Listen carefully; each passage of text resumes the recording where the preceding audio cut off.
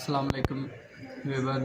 आज मैं फिर आपकी खिदमत में हाज़िर हुआ हूँ और आज का हमारा टॉपिक होगा जीपीए कैसे इंक्रीज़ करते हैं। ये मेरे दिन में एक टॉपिक आया था तो मैंने सोचा कि मैं और बहुत यूनिवर्सिटी के बारे में वीडियो बना रहा हूँ तो क्यों ना इसके बारे में भी बनाई जाए, क्योंकि ये भी एक बहुत इम्पोर्टेंट टॉपिक है जिसके बारे में वीडियो बनाना मैंने ज़रूरी समझा, क्योंकि इसके बारे में भी हम लोगों को पता होना बहुत ज़रूरी है। क्योंकि जब हम नए नए आते हैं तो हमें इन चीज़ों के बारे में पता नहीं होता जिनके बारे में होना चाहिए, क्योंकि हम नए होते हैं और हम इसी शौक़ में कि हम नए नए यूनिवर्सिटी आए हैं तो हम बिल्कुल भी इन चीज़ों की तरफ ध्यान नहीं देते और ना ही हमें कोई बताता है। तो इस वजह से मैंने ज़रूरी समझा कि मतलब इस चीज़ के बारे में वीडियो बनाई जाए। तो चलें हम अपना टॉपिक शुरू करते हैं। सबसे पहली बात ये है कि CGPA को मतलब कैसे मेंटेन रखना है या CGPA कैसे बढ़ाना है, इसके बारे में मैं आपको ये बताता हूँ कि मतलब जब आप पहले दिन से मतलब यूनिवर्सिटी आएँ तो आपने ना ऐसे करना है कि कोई भी मतलब पहले नंबर पे तो आपने कोई लेक्चर मिस नहीं करना, क्योंकि जो भी हमें यूनिवर्सिटी में पढ़ाया जाता है इसमें कोई भी चीज़ ऐसी नहीं होती कि जो बंदा बोले कि मुझे मतलब ये चीज़ हमारे लिए इम्पॉर्टेंट नहीं है।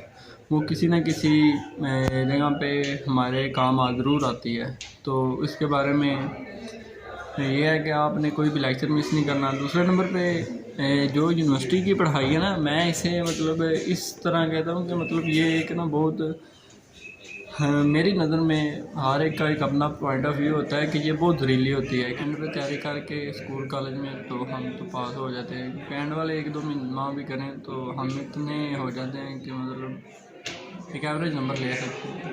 लेकिन जो हमारी यूनिवर्सिटी की पढ़ाई है ना, ये बहुत ज़रूरी होती है। मैं तो इसे इसी ज़बान में कहूँगा, क्योंकि इसमें बंदे को पता ही तब चलता है कि जब आपका ना मतलब कुछ नहीं रहता है। क्योंकि जब आप पेपर देते हैं और जब फाइनल का रिजल्ट आता है तो उस समय आपको पता चलता है कि हमने ये मतलब कहाँ किस किस जगह पे ये हमने ये मिस्टेक्स की हैं। तो उस वक़्त पता चले तो उसका तो कोई फ़ायदा नहीं है, क्योंकि हम टाइम भी गुजार चुके होते हैं और पैसे भी ज़ाहिर है हमारे ज़ाया हो चुके होते हैं। तो इसलिए आपको चाहिए कि मतलब इसमें असल में ये होता है ना कि हमें 1-1, 2-2 नंबर इकट्ठे करने होते हैं। मतलब एक इसमें कोई असाइनमेंट ऐसी नहीं होती कि जिसमें आपको मार्क्स नहीं मिलने होते। उसके बाद कोई मतलब क्विज़ ऐसा नहीं होता कि जिसके आपको नंबर नहीं मिलने होते। कोई प्रेजेंटेशन ऐसी नहीं होती कि जिसके आपको नंबर नहीं मिलने होते। तो इसमें 1-1, 2-2 नंबर करके आपको ये सब चीज़ें इकट्ठी करनी पड़ती हैं। तो इसके लिए आपको ज़रूरी है कि मतलब आप ना इन चीज़ों पे कंसंट्रेट करें और पहले वीक में आपको पता चल जाता है कि हमें कौन कौन से टीचर पढ़ा रहे हैं।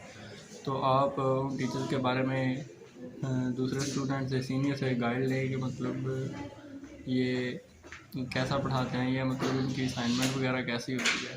तो आप उसके लिए फिर ऐसा करेंगे क्योंकि उससे आपको टीचर के बारे में पता चल जाएगा कि मतलब ये टीचर ऐसे पढ़ाते हैं और उनकी असाइनमेंट वगैरह भी ऐसे होती है। तो इससे आप बेहतर तरीके से वो असाइनमेंट दे सकेंगे। इसी तरह एक क्विज़ का हिसाब है कि कुछ अनाउंस किए होते हैं कि मतलब इस डेट को आपसे लेना है और कुछ नहीं होते। तो इसके लिए आपको हर वक्त तैयार रहना चाहिए।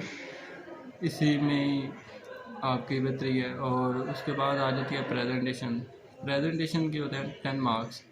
तो प्रेजेंटेशन के लिए आपको अपने आप को बहुत ज़्यादा तैयार करना होता है और उसके लिए प्रेजेंटेशन भी आपकी बिल्कुल बहुत अच्छी बनी होनी चाहिए और आप में पब्लिक स्पीकिंग स्किल भी बहुत अच्छा होना चाहिए, तभी आप प्रेजेंट कर सकेंगे ना किसी चीज़ को। तो ये सारी चीज़ें हमारे लिए फ़ायदेमंद होती है। कुछ लोग ऐसे होते हैं कि मतलब वो असाइनमेंट क्विज़ या प्रेजेंटेशन वगैरह को लाइट ले जाते हैं और जिसका उन्हें उस वक्त तो पता नहीं होता, लेकिन जब हम फाइनल में पहुंचते हैं तो फिर हमें उस चीज़ का पता चलता है। तो आप इन चीज़ों पर अमल करेंगे तो इससे ही आपका CGPA इंक्रीज़ हो सकता है और मेंटेन भी रह सकता है। और ये चीज़ें आपको इन सब चीज़ों के बारे में मतलब पता होना चाहिए, क्योंकि कोई भी चीज़ ऐसी नहीं होती कि जिसके बारे में हमें किसी ना किसी साइड से इंफॉर्मेशन ना मिल रही हो। वो तो हम पे है ना कि मतलब हम किसी भी टीचर के बारे में या टीचिंग के बारे में हमें पता ना हो। तो ये हम पे है कि हम किसी भी चीज़ को कितने अच्छे तरीके से उसके बारे में इंफॉर्मेशन लेते हैं और उसके बारे में हम कैसे अच्छे तरीके से कोई भी उनका पेपर कैसे सॉल्व करते हैं। मतलब कुछ टीचर होते हैं जो मतलब कंसेप्चुअल पेपर देते हैं, कुछ होते हैं कि कुछ कंसेप्चुअल होता है, कुछ वही होता है जिसमें से पढ़ाते हैं। तो इसके बारे में अगर आपको पता चल जाएगा टीचर के बारे में तो फिर आपका वो पेपर उस हिसाब से आप प्रिपरेशन करेंगे पेपर की, से आपका GPA इंक्रीज हो जाएगा और मेंटेन भी रहेगा, क्योंकि इन्हीं चीज़ों की वजह से CGPA इंक्रीज़ और डिक्रीज़ होता है। तो उम्मीद है आप सबको इस बात की ज़रूर अच्छे तरीके से समझ आ गई होगी। शुक्रिया।